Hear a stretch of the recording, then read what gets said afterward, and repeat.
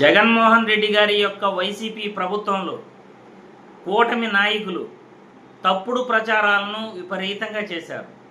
ఒకటి కాదు, రెండు కాదు, మూడు కాదు, ఎన్నో తప్పుడు ప్రచారాలు పవన్ కళ్యాణ్ గారు, చంద్రబాబు గారు, నారా లోకేష్ బాబు గారు, పురంధేశ్వర్ గారు, ఇలా అన్ని పార్టీల వారు జగన్ ప్రభుత్వంపై చేయని తప్పుడు ప్రచారం అంటూ లేదు.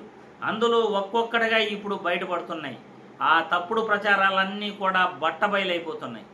పవన్ కళ్యాణ్ గారు 2024 ఎన్నికలలో ఊరూరు కూడా ప్రతి ప్రసంగంలోనూ ప్రతి మీటింగ్లోనూ ఆయన ఒక తప్పుడు ప్రచారం చేయటం జరిగింది. ఆ తప్పుడు ప్రచారం ఇప్పుడు బట్టబయలైపోయింది. ఆ తప్పుడు ప్రచారం పవన్ కళ్యాణ్ చేసింది అని ఒక్కసారి ఈ వీడియో చూస్తాం. అసలు వార్త ఏంటి, చదివే వార్త ఏంటి, అసలు వార్తలు ఎలా దారుమారు చేస్తాడో చూడండి. ముఖ్యమంత్రి జగన్ 30,000 మంది అమ్మాయిలు మిస్సింగ్ అయిపోయారు ఆంధ్రప్రదేశ్ లో. ఢిల్లీలో ఉండే నిఘా వర్గాలు నాకు చెప్పినాయి. ఊర్లో వైసీపీ వాలంటీర్ స్కీమ్ పెట్టారు. ఎవరు మనిషి, ఏ కుటుంబంలో ఎంతమంది ఉంటారు, ఏ కుటుంబంలో ఆడపిల్లలు వాళ్ళు ఎవరిని అమ్మాయిలు ప్రేమిస్తున్నారా, వాళ్ళలో వితంతువులు ఉన్నారా, ఎవరికి ఏ లోపాలు ఉన్నాయి, ఇవన్నీ చేసి దాంట్లో ఒంటరి మహిళల్ని వీళ్ళు టార్గెట్ చేసి ఆ ఇన్ఫర్మేషన్ కొంతమంది సంఘ విద్రోహ శక్తులకు ఇస్తే హ్యూమన్ ట్రాఫికింగ్ జరుగుతూ ఉంది. వీళ్ళ ఇన్ఫర్మేషన్ వల్ల 30,000 మంది పైచిలకు ఆడపిల్లలు అదృశ్యం అయిపోయారు. ఆంధ్రప్రదేశ్ నుంచి 30,000 మంది ఆడపిల్లలు అదృశ్యం అయిపోయారు. ఈ రాష్ట్రం నుంచి 30,000 మంది మహిళలు ఈ రాష్ట్రం నుంచి మిస్ అయ్యారు. పార్లమెంట్ లో ఏపీ మహిళల మిస్సింగ్ కేసుపై కేంద్ర హోంశాఖ సహాయ మంత్రి బండి సంజయ్ ఇచ్చిన లిఖిత పూర్వక సమాధాన పవన్ ను ఇరుకున పడేస్తోంది. ఆంధ్రప్రదేశ్ లో 2019-23 మధ్య అదృశ్యమైన 44,685 మంది మహిళల్లో 44,022 మంది మహిళలు పోలీసులు వెతికి పట్టుకున్నారని కేంద్ర సహాయ మంత్రి బండి సంజయ్ పార్లమెంట్ లో ప్రకటించారు. టీడీపీ ఎంపీలు బీకే పార్థసారథి, లావు శ్రీకృష్ణ దేవరాయలు అడిగిన ప్రశ్నకు సమాధానంగా చెప్పారు. రాష్ట్రంలో మహిళలంతా మాయమైపోతున్నారని ఎన్నికలకు ముందు ఏ మాదిరిగా దుష్ప్రచారం చేశారు. రాష్ట్రంలో ఎక్కడికి వెళ్ళినా కూడా దీని మీద డిప్యూటీ చీఫ్ మినిస్టర్ రకరకాలుగా మాట్లాడేవాడు. ఈరోజు సాక్షాత్తు వీళ్ళే అసెంబ్లీలో ప్రశ్నకు సమాధానం ఇస్తూ 2019 నుంచి 24 మధ్య 5 సంవత్సరాలలో కూడా కేవలం 46 మంది మాత్రమే హ్యూమన్ ట్రాఫికింగ్ గురైనారని, కేవలం 34 కేసులు మాత్రమే రిజిస్టర్ అయినాయి అని చెప్పి వాళ్ళంతకు వాళ్ళే చెప్పినారు. గతంలో మరి 30,000 మంది హ్యూమన్ ట్రాఫికింగ్ గురైనారని వీళ్ళు చెప్పిన దుష్ప్రచారానికి ఇది ఫుల్ స్టాప్ కాదా? వాలంటీర్ల మీద వీళ్ళు చేసిన దుష్ప్రచారానికి ఇది ఫుల్ స్టాప్ కాదా? చూసారుగా, పవన్ కళ్యాణ్ ఊరూరా 2024లో చేసిన తప్పుడు ప్రచారం బట్టబయలైపోయింది. కేంద్ర హోంశాఖ ఇచ్చిన సమాచారం ప్రకారం వాలంటీర్లపై దుష్ప్రచారం చేసిన పవన్ కళ్యాణ్ గారు ఇప్పుడు ఏం సమాధానం చెప్తారు రాష్ట్ర ప్రజలకి మరియు ఆ వాలంటీర్లకి, గత ప్రభుత్వంలోని వాలంటీర్లకి అని నేను పవన్ కళ్యాణ్ని ప్రశ్నిస్తున్నా.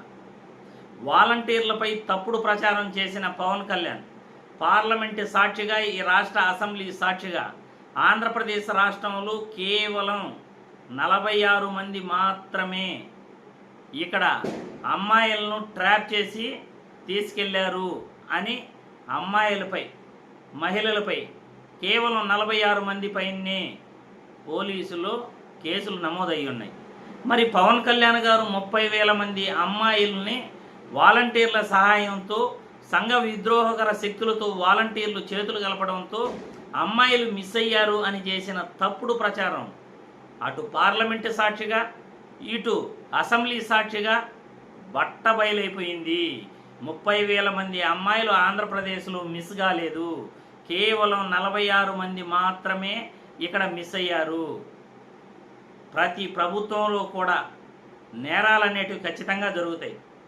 కానీ గత ప్రభుత్వంలో కేవలం 46 మంది మాత్రమే అమ్మాయిలు మిస్ అయ్యారని అసెంబ్లీ సాక్షిగా ఇక్కడ చెప్పడం, ఆడ పార్లమెంటు సాక్షిగా కూడా ఇది అబద్ధం అని తేలిపోవటం, పవన్ కళ్యాణ్ చేసిన తప్పుడు ప్రచారానికి పవన్ కళ్యాణ్ ఏం సమాధానం చెప్తాడు?